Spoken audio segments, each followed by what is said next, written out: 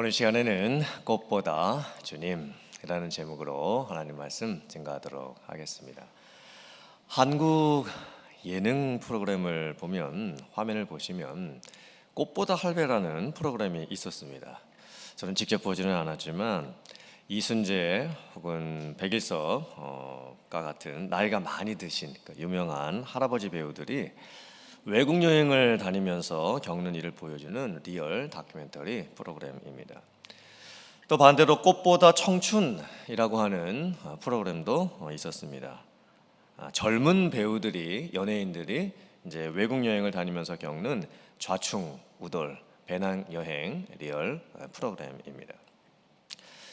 저 보시면요, 꽃보다 할배라는 의미가 무엇일까요? 꽃은 유명하고 화려하고 잘 나간다라는 의미입니다. 할배라는 것은 반대로 할아버지라는 뜻이죠.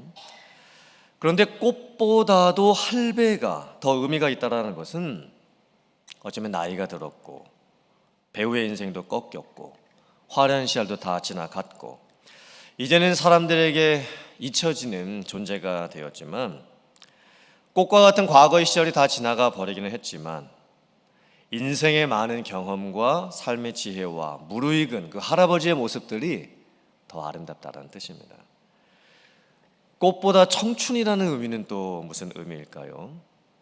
꽃은 예쁘고 멋있고 꾸미고 포장해서 보여준다라는 의미입니다. 하지만 청춘이라는 것은 젊어서 좋기는 하지만 청춘의 나이에는 고민도 많고 미래에 대한 걱정도 많고 실패도 많이 경험을 하게 됩니다.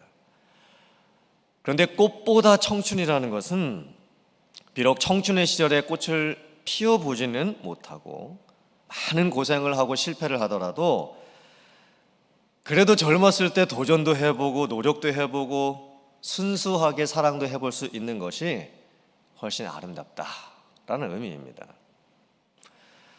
제가 오늘 설교 제목을 조금 독특하게 잡았는데요, 꽃보다 주님? 이게 무슨 의미일까요? 지금까지 솔로몬 왕에 대한 말씀을 나누었는데 이제 오늘이 드디어 마지막 시간입니다. 솔로몬 왕의 인생을 묵상하면서 그의 인생의 말년의 모습과 죽음의 모습을 보면 그 영적인 의미가 꽃보다 주님이라고 생각이 듭니다. 과연 하나님께서 오늘 말씀을 통해서 저와 여러분들에게 어떤 은혜와 회개와 또 결단을 주실지 함께 나누도록 하겠습니다. 첫 번째, 꽃보다도 못한 솔로몬의 영광, 시들어버리는 인생의 모습입니다. 솔로몬 왕이 인생 말년에 보여주는 모습은 참으로 안타깝습니다. 솔로몬 왕이 이집트의 왕 바로의 딸과 결혼을 했습니다. 사실 이 결혼은 정략 결혼이었고 정치적인 입지를 다지기 위한 결혼이었습니다. 주변의 강대국과 동맹관계를 맺음으로써 솔로몬 왕의 영향력을 극대화하고 자기를 보호하기 위한 수단이었습니다. 그런데 문제는 솔로몬 왕이 이집트의 그 왕의 딸하고만 결혼을 하는 것이 아니라 주변 나라의 많은 이방 여인들과 결혼을 했다라는 사실입니다. 더 놀라운 것은 그 숫자가 후궁이 700명이고 첩이 300명입니다. 1000명의 여인을 두었습니다. 이 모습은 누가 보아도 정상이 아닙니다. 단순한 정략 결혼도 아닙니다. 솔로몬 왕은 지금 도가 한참 넘어서 있습니다. 육체적인 정욕에 사로잡혀 있습니다. 더 안타까운 것은 솔로몬 왕이 이 여인들 때문에 우상 숭배까지 하게 되고 결국에는 하나님마저 떠나게 된다라는 영적인 결말입니다. 이방 여인들은 솔로몬 왕과 결혼을 하고 나서 자기 나라에서 섬기고 있었던 신을 이스라엘로 가지고 들어왔습니다. 아내들이 이제 신상을 만들고 또 산에다가 산당을 만들면서 자기들의 신을 섬기고 싶다라고 솔로몬 왕에게 이야기를 했을 때 솔로몬 왕이 다 허락을 해줍니다. 심지어 이방 여인들이 섬겼던 신들 중에는 아스다롯이라는 신이 있었는데 음행이 종교 행사의 한 순서로 정해져 있는 육체적인 쾌락을 추구하는 종교였습니다. 또한 밀곰과 몰록은 사람을 죽여서 신에게 바치는 인신 제사를 드리는 잔인한 종교였습니다. 결국 솔로몬 왕이 허락하여 들여온 이방 종교와 산당에 하나님의 백성들이 물들게 됩니다. 그리고 훗날 몇백 년 동안 영적인 악영향을 주게 됩니다. 하나님께서 솔로몬 왕의 죄를 지적하시면서 그 마음이 아버지 다윗 왕의 마음과 같지 않다라고 책망을 하십니다. 하나님 앞에서 그 마음이 온전하지 못하다 말씀을 하십니다. 솔로몬 왕이 마음을 돌려서 하나님을 떠났다라고 말씀을 하십니다. 하나님께서 솔로몬 왕에게 직접 2번이나 나타나셨습니다. 그리고 다른 신을 따르지 말아라 경고를 하셨습니다. 그런데 솔로몬 왕이 결국에는 하나님의 언약을 떠나고 법도를 떠납니다. 하나님께서 강하게 책망하시죠. 그리고 이제 하나님께서 솔로몬 왕에게 심판을 내리십니다. 너의 왕위를 빼앗아 다른 이에게 줄 것이다. 너의 나라가 망하게 될 것이다. 통일 왕국이 무너지게 될 것이고 나라가 둘로 나눠지게 될 것이다. 그런데 내가 너의 아버지 다윗과 맺은 그 언약을 지키기 위해서 너의 나라가 망하는 것이 너의 때가 아니라 너의 아들의 때가 될 것이라. 그리고 마지막까지 한 지파만은 이 솔로몬 왕 그 남유다에게 남겨주시겠다라고 약속을 해주십니다. 열왕기상 11장 이 뒷부분을 읽어보면 솔로몬 왕의 대적이 되는 사람들의 그 명단이 나오는데 특별히 3명의 사람이 언급이 됩니다. 에돔 사람 하닷, 아람 사람 르손, 솔로몬 왕의 충성스러운 신하였던 여로보암. 솔로몬 왕은 지금까지 주변 나라와 군사동맹 맺고 정치동맹 맺고 무역동맹 맺으면서 천하를 호령했습니다. 그런데 하나님께서 모든 상황을 다 바꾸어 버리십니다. 이제는 주변에 있는 국가들이 대적들이 되어서 솔로몬 왕과 원수가 되어버리게 하십니다. 솔로몬 왕이 인간적으로 쌓아놓았던 것들을 하나님께서 순식간에 다 무너뜨려 버리십니다. 그리고 열왕기상 11장에서 솔로몬 왕은 죽습니다. 어쩌면 솔로몬 왕의 인생 말년의 모습과 죽음의 모습을 보면 솔로몬 왕이 지금까지 가지고 누리고 있었던 모든 지혜, 영광, 권세 그것과 비교될 게 죽음이 너무나 초라합니다. 솔로몬 왕의 모습은 정욕에 사로잡힌 자, 우상 숭배를 하는 자, 하나님을 떠난 자, 모든 것을 다 잃어버린 자, 지혜가 있어서 세상의 모든 지식은 알았지만 정작 하나님을 제대로 알지 못한 자. 이 솔로몬 왕의 인생의 말년의 모습을 보면 참 너무나 안타깝습니다. 마태복음 6장 28절부터 30절까지의 말씀 같이 봉독합니다. 또 너희가 어찌 의복을 위하여 염려하느냐? 들의 백합화가 어떻게 자라는가 생각하여 보라. 수고도 아니하고 길쌈도 아니하느니라. 그러나 내가 너희에게 말하노니 솔로몬의 모든 영광으로도 입은 것이 이 꽃 하나만 갖지 못하였느니라. 오늘 있다가 내일 아궁이에 던져지는 들풀도 하나님이 이렇게 입히시거든 하물며 너희일까 보냐. 믿음이 작은 자들아. 참 놀랍게도 예수님께서 솔로몬 왕을 평가하십니다.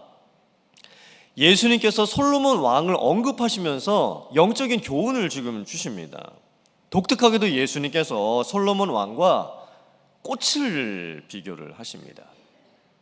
들의 백합화를 보아라. 솔로몬 왕이 왕으로 살면서 자기가 가지고 있었던 모든 영광을 다 동원해서 화려한 옷도 입었을 테고 멋있는 또 옷도 입었을 텐데 그 솔로몬 왕이 누렸던 영광이 이 꽃 하나만 갖지 못하였도다. 예수님께서 언급하셨던 이 들의 백합화가 무엇일까요? 우리는 그 백합화를 동양적인 관점에서만 보고 오해를 합니다. 그래서 백합화를 생각을 하면 희고 또 순결해 보이고 고귀해 보이는 꽃을 생각을 합니다. 근데 영어로도 릴리라고 번역을 해놨죠. 그래서 우리는 백합화하면 어떤 생각을 하냐면 향기가 진한 우리가 알고 있는 그 흰색의 고귀한 꽃을 생각을 합니다. 근데 오해입니다. 화면을 보시면 백합화는 릴리가 아닙니다. 헬라어로 보면 크리노라고 하는데 그 크리노는 어떤 의미냐면 어떤 특정한 꽃 하나를 의미하는 것이 아닙니다. 갈릴리 야생에서 피는 아름다운 모든 꽃들입니다. 즉 백합화는 들에 피어 있는 야생화입니다. 그 사진 밑에 보시면 이스라엘 전역에 들에 피어 있었던 꽃들이 있었죠. 뭐 아네모네, 버러컵, 아도니스와 같은 그런 꽃들이 갈릴리 지역 들판에 이렇게 피어 있었던 거예요. 예수님께서 말씀하셨던 그 의도가 무엇일까요? 솔로몬 왕이 아무리 비싼 옷을 입고 살았어도 솔로몬 왕이 가지고 있었던 그 영광이 아무리 크다고 해도 하나님께서 만드신 그리고 기르시는 들에 피어 있는 야생화, 들꽃 하나만도 못하다는 것입니다. 솔로몬 왕이 전생애를 통해서 꽃보다 화려하고 멋있는 그런 삶을 산 것처럼 보일 수 있겠지만 실제로는 들에 피어 있는 야생화보다도 못한 삶을 살았습니다. 오히려 들에 피어 있는 그 야생화가 가지고 있는 그 꽃 한 송이, 그 꽃 하나의 모양, 꽃 하나의 향기, 꽃 하나의 색깔이 솔로몬 왕이 가지고 있었던 그 어떤 영광보다 더 귀했던 것입니다.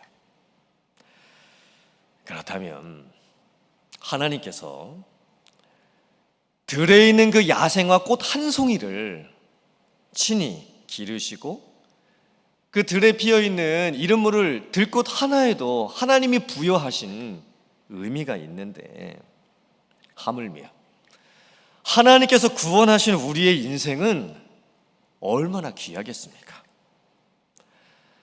솔로몬의 영광보다 들풀의 생명이 더 아름답지요.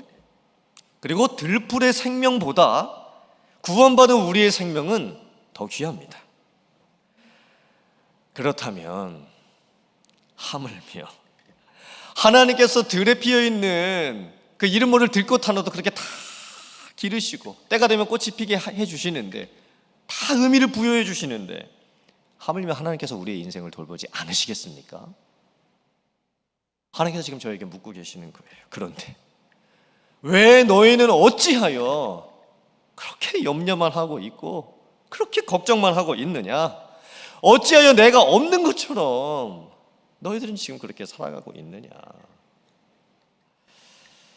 이사야서 40장 6절부터 8절 말씀 같이 봉독합니다. 시작. 말하는 자의 소리여 이르되 외치라. 대답하되 내가 무엇이라 외치리까 하니 이르되 모든 육체는 풀이요 그의 모든 아름다움은 들의 꽃과 같으니 풀은 마르고 꽃이 시듬은 여호와의 기운이 그 위에 불미라. 이 백성은 실로 풀이로다. 풀은 마르고 꽃은 시드나 우리 하나님의 말씀은 영원히 서리라 하라. 아멘. 예수님께서 솔로몬 왕의 인생 평가를 하시면서 꽃과 비교하면서 평가를 하시죠. 근데 우리의 인생도 똑같습니다. 우리의 육체가 풀입니다. 우리의 인생도 꽃과 같습니다. 언젠가는 다 시들고 마르고 꺾이고 다시 땅으로 돌아가고 없어질 때가 반드시 옵니다. 어떤 이는 젊은 나이에 꺾일 뿐이고 어떤 이는 나이가 들어서 꺾일 뿐입니다. 다 그러나 똑같습니다. 꺾이는 시기만 다를 뿐이지 우리는 다 인생이 어느 순간 꺾이게 됩니다.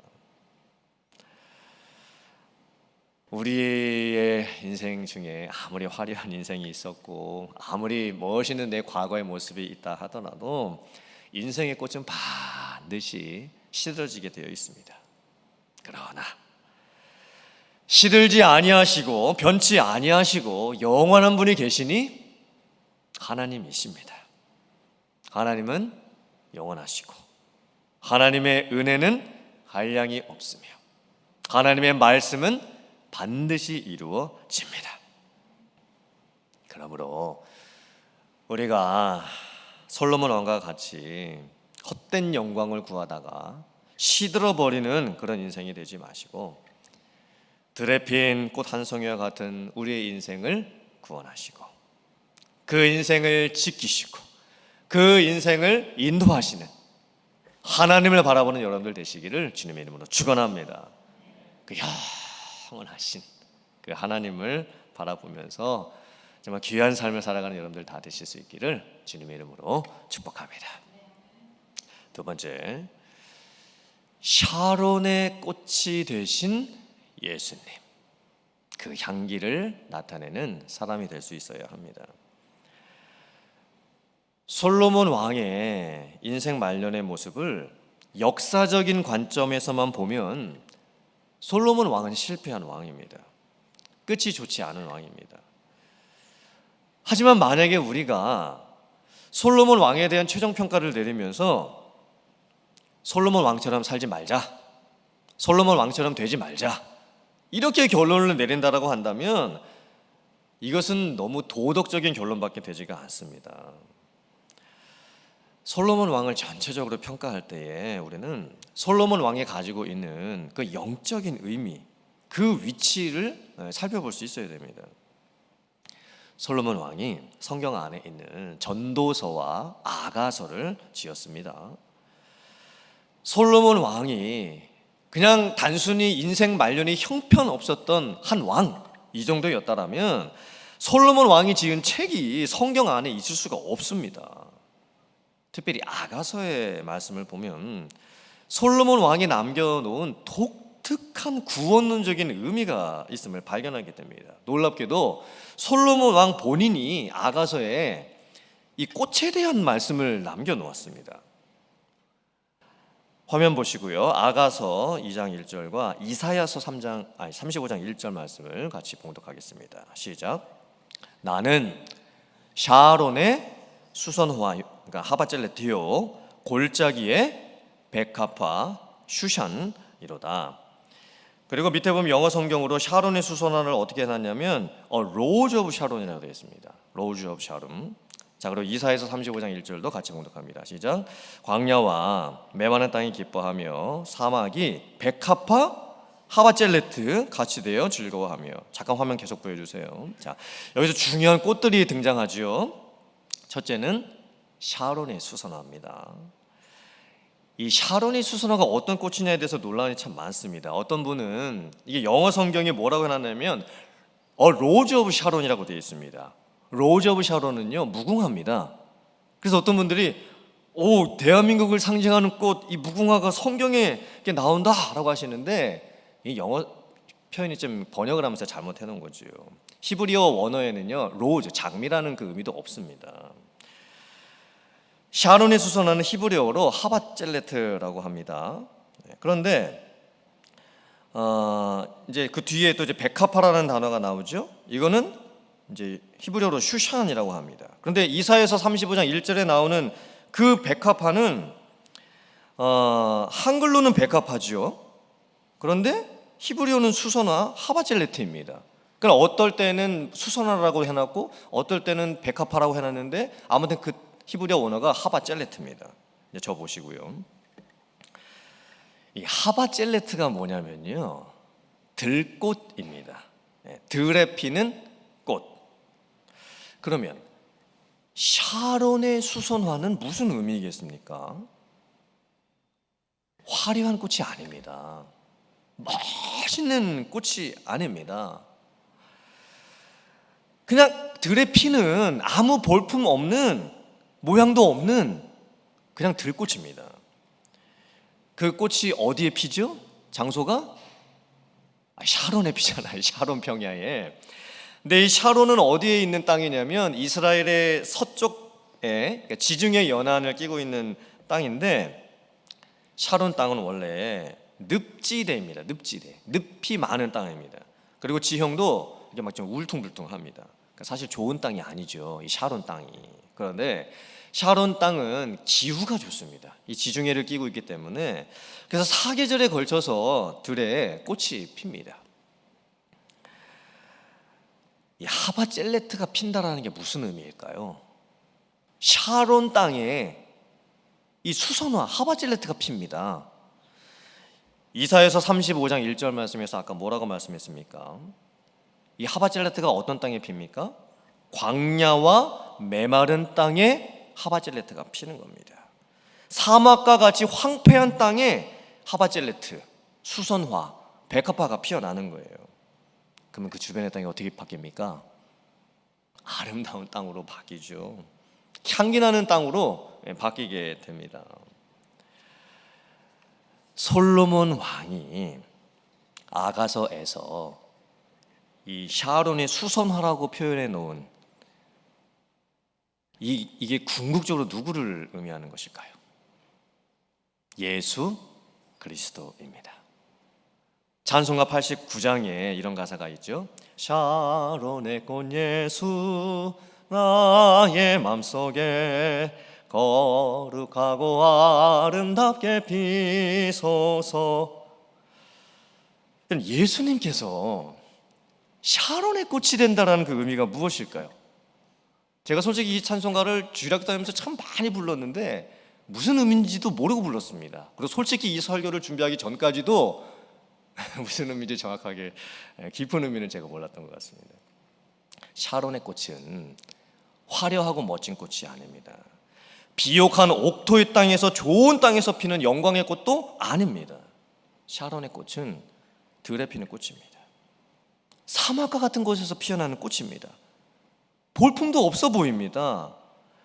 그런데 그 꽃이 피어남으로 인해서 그곳이 샤론의 향기가 나는 땅으로 바뀌어 버립니다. 이 궁극적인 의미는 십자가에서 죽으심으로 우리를 구원하시는 예수님의 모습을 정확하게 표현하고 있습니다. 이사야서 53장 2절 말씀 같이 봉독합니다. 시작. 그는 주 앞에서 자라나기를 연한 순 같고 마른 땅에서 나온 뿌리 같아서 고운 모양도 없고 풍채도 없은즉 우리가 보기에 흠모할 만한 아름다운 것이 없도다. 이 모습은 하늘의 영광을 버리시고 세상에 오셔서 십자가에서 죽으신 예수님의 모습입니다. 죄 없으신 예수님께서 죄인된 우리들을 위해서 고난을 당하시고 결국 십자가에서 죽으심으로 인해서 우리를 구원하시고 우리를 완전히 변화시켜 놓으셨습니다. 우리가 어떻게 바뀌었을까요? 예수님 때문에 죄인에서 의인으로 바뀌었습니다. 땅에 묻혀서 죽을 인생에서 부활의 영광을 누릴 수 있는 인생으로 바뀌었습니다.